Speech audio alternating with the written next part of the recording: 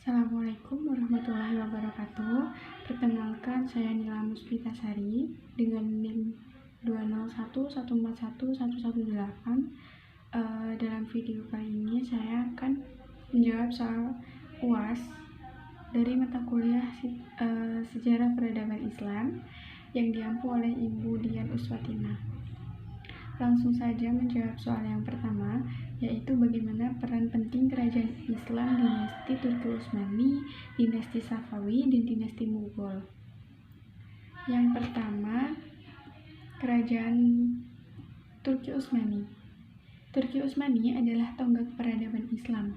Masa jayanya ketika Turki Utsmani dapat menaklukkan kota Konstantinopel. Yang mana kota Konstantinopel ini adalah ibu kota dari kerajaan Romawi, dan pada saat itu kerajaan Romawi adalah kerajaan yang paling besar dan mendominasi.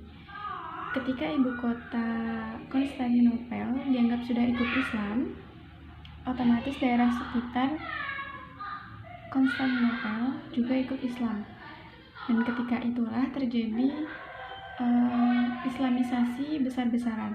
Setelah Utsmani jatuh, Turki menjadi sebuah negara yang berbentuk republik. Meski seperti itu, jejak kebesaran Islam itu tidak sirna di negeri ini. Hal itu tampak dari banyaknya peninggalan bersejarah, dan mayoritas penduduk yang ada di negara ini adalah seorang Muslim.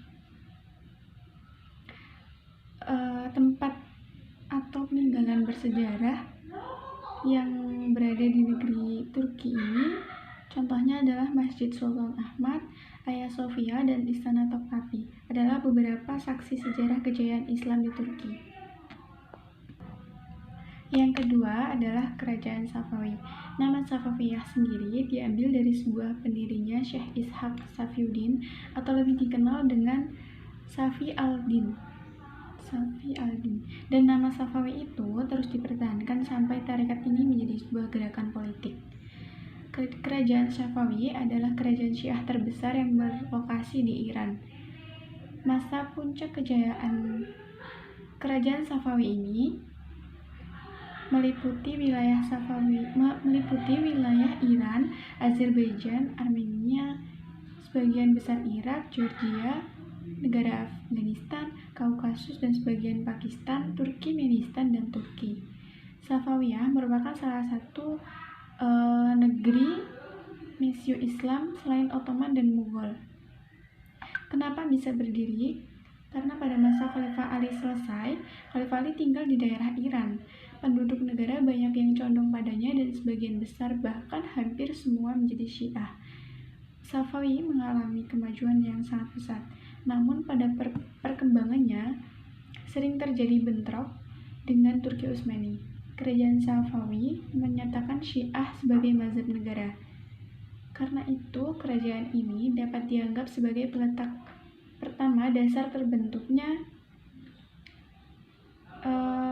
negara Islam yang berada di Iran. Salah satu peninggalan kerajaan Safawi yang terdapat di Isfahan yang pernah didaulat sebagai ibu kota dinasti ini adalah Maidan Iman. Adalah salah satu lapangan terbesar di dunia yang terletak di pusat kota Isfahan, Iran. Area ini dikelilingi oleh bangunan seperti Masjid Shah di sisi selatan, Masjid Syekh Lutfullah di sisi timur, dan Istana Ali Khawfu di barat. Yang ketiga adalah kerajaan Mughal. Kerajaan Mughal ini adalah sebuah dinasti yang diperintah oleh raja-raja berasal dari daerah Asia Tengah. Kerajaan Islam ini berkembang di daerah India, Afghanistan, dan sekitarnya. Kerajaan ini berani meluaskan Islam di daerah India, karena pada masa itu sebagian besar India adalah penganut Hindu dan Buddha. Dinasti Mughal juga banyak memberikan sumbangan di bidang ilmu pengetahuan. Sejak berdiri, banyak ilmuwan yang datang ke India untuk menuntut ilmu pengetahuan. Bahkan Istana Mughal pun menjadi pusat kegiatan kebudayaan. Hal ini karena adanya dukungan dari penguasa dan bangsawan serta ulama. Aurangzeb misalnya memberikan sejumlah besar uang dan tanah untuk membangun pusat pendidikan di Lucknow. Selanjutnya adalah pertanyaan yang kedua, bagaimana perkembangan Islam di daerah sekitar tempat tinggal saya? Daerah tempat tinggal saya adalah Kecamatan Geneng, Kabupaten Ngawi. Di daerah sekitar tempat tinggal saya itu alhamdulillah mayoritas beragama Islam. Jadi banyak masyarakat yang menjadi pengikut NU juga pengikut Muhammadiyah. Namun dari kedua aliran tersebut tidak menjadikan mereka masyarakat untuk saling menyinggung satu sama lain. Lalu untuk tempat ibadah juga sudah banyak dibangun masjid dan musola di satu dusun sekitar tempat tinggal saya. Gitu. Demikian jawaban UAS mata kuliah Sejarah Peradaban Islam dari saya. Kurang lebihnya mohon maaf. Assalamualaikum warahmatullahi wabarakatuh.